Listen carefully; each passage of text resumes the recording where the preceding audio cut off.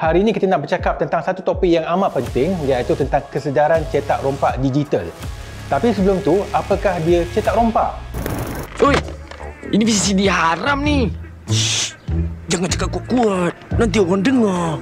Cetak rompak ataupun pencabulan hak cipta bermaksud menggunakan hak-hak cipta tanpa izin dan tanpa kebenaran. Ini merupakan satu kesalahan dan jenayah kerana ianya mencabuli salah satu hak pemilik hak cipta. Contohnya seperti mencetak dan menjual semula DVD movie yang disiarkan di pawagam contohnya dan dijual di pasar malam. DVD filem-filem ini diambil daripada cetakan asal dan dicetak semula dan dijual dengan harga yang lebih murah.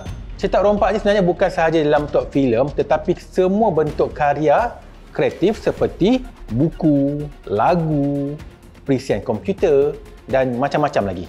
Cetak rompak ni juga sebenarnya termasuk dalam konteks penggunaan harta intelek tanpa izin. Harta intelek ni merupakan jenama yang didaftar di bawah Akta Undang-Undang Hak Cipta yang mana karya kreatif ini dilindungi daripada digunakan sesuka hati. Sebagai contoh, Upin dan Ipin ni sebenarnya merupakan harta intelek di bawah syarikat Lekopa Production. Jadi penggunaan sebarang imej Upin dan Ipin tanpa kebenaran seperti mencetak baju, buku dan apa-apa sahaja bentuk tanpa kebenaran adalah salah di sisi undang-undang dan merupakan salah satu jenayah cetak rompak. Zaman sekarang sebenarnya kalau orang nak tonton filem, orang dah tak beli DVD, dan kalau nak dengar lagu kegemaran pun orang dah tak beli kaset sebab semua dah balik kepada digital. Sebab itulah kita sekarang ni semua tertumpu kepada platform-platform digital, platform OTT iaitu over the top seperti platform Netflix, Disney Plus, Prime Video dan macam-macam lagi. Manakala kalau kita nak mendengar lagu-lagu kegemaran, mungkin kita akan langgan platform seperti Spotify, Apple Music dan macam-macam lagi. Tapi kan, ada segelintir pengguna platform-platform OTT ni yang memuat turun filem-filem yang diberi akses ni, kemudian di-upload ke platform yang berbeza dan diberi tontonan kepada pengguna ataupun penonton yang lain secara percuma. Ada yang mengedarkannya melalui platform seperti Telegram, ada yang daripada YouTube, Facebook dan macam-macam lagi. Dengan rasa bangga, mereka ni kononnya berlagak hero dan berkongsikan filem-filem yang dimuat turun tadi dan diedarkan secara percuma. Bayangkanlah sehingga ada movie yang sedang ditayangkan di pawagam ataupun yang sedang dijual di Astro First contohnya, pada masa yang sama sedang diedarkan secara percuma melalui channel-channel haram di Telegram. Tambah hebat lagi, ada juga di antara lanon cetak rompak digital ni yang memuat naik movie-movie tempatan yang secara illegal ini ke dalam platform Android Box. Jadi pengguna Android Box ni pun menonton filem-filem ni tanpa rasa bersalah sebab apa, mereka ada mindset yang mana mereka dah membeli Android Box tersebut. Jadi hak mereka untuk menonton apa sahaja movie yang disajikan di Android Box. Dan sedar ataupun tidak, ini juga merupakan salah satu jenayah cetak rompak digital. Secara asasnya, apa juga karya kreatif yang kita tonton seperti movie, karya dalam bentuk lagu yang kita dengar, buku yang kita baca ataupun perisian komputer yang kita gunakan, mestilah kita mendapat ataupun pastikan dari mana hak cipta tersebut.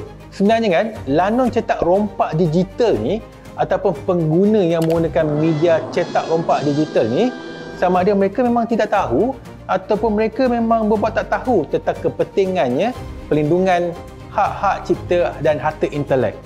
Bagi mereka, benda dah boleh tengok free, buat apa nak bayar? Benda dah kongsi, buat apa nak delete? Mungkin itulah antara persepsi yang mereka simpan selama ini. Dalam tidak sedar, sebenarnya cetak rompak digital ini boleh menjatuhkan industri kreatif dan membunuh penggiat-penggiat seni tempatan. Mesti ada yang cakap, mana ada, diorang semua dah kaya, pengarah-pengarah semua dah kaya, kutipan juta-juta. Mana boleh diorang gulung tikar dan sebagainya. Mari kita rungkaikan. Untuk penggiat seni seperti penerbit filem ataupun syarikat produksi, keuntungan produk filem mereka ataupun karya mereka bergantung kepada kutipan tiket wayang ataupun kekerapan filem mereka ditonton di platform OTT. Dan kalau filem-filem karya tempatan mereka tidak ada penonton di pawagam maupun menonton secara sah melalui platform OTT, maka terbitan ataupun karya produksi filem mereka mungkin akan mengalami kerugian. Jadi bila mereka dah tak ada untung, mungkin pada masa akan datang mereka dah tak mampu nak menerbitkan filem lagi. Kalau syarikat platform OTT pula, kat mana ruginya mereka? Sebab semua filem-filem yang disiarkan di platform OTT ni mereka kena beli. Mereka kena beli dengan syarikat produksi dengan satu harga. Sebab itulah bila filem-filem yang mereka tawarkan ni disiarkan secara percuma di luar, maka tak adalah orang tonton di platform mereka. Jadi lama-kelamaan mereka tak ada untung. Bila dah tak ada untung, macam manalah dia nak beli filem-filem lain pula masa akan datang. Kalau lambat laun benda ni berterusan, syarikat mereka pun lama-lama gulung tikar. Jadi begitulah situasi cetak rompak, tak kira lah untuk movie, penulisan buku dan juga perisian komputer dan banyak lagi. Pendek kata, pusing tang mana sekalipun, cetak rompak ni akan membunuh industri kreatif. Jadi kita sebagai pengguna ni, apa yang kita boleh lakukan untuk menghalang cetak rompak jadi berleluasa? Yang pertama, kita pastikan kita tonton ataupun dengar karya-karya kreatif ni melalui platform yang sah. Elakkan dari jadi orang yang berkongsi link-link untuk tontonan video secara haram. Marilah kita menjadi pengguna yang bertanggungjawab dan memastikan karya kreatif digital dilindungi dan dipelihara.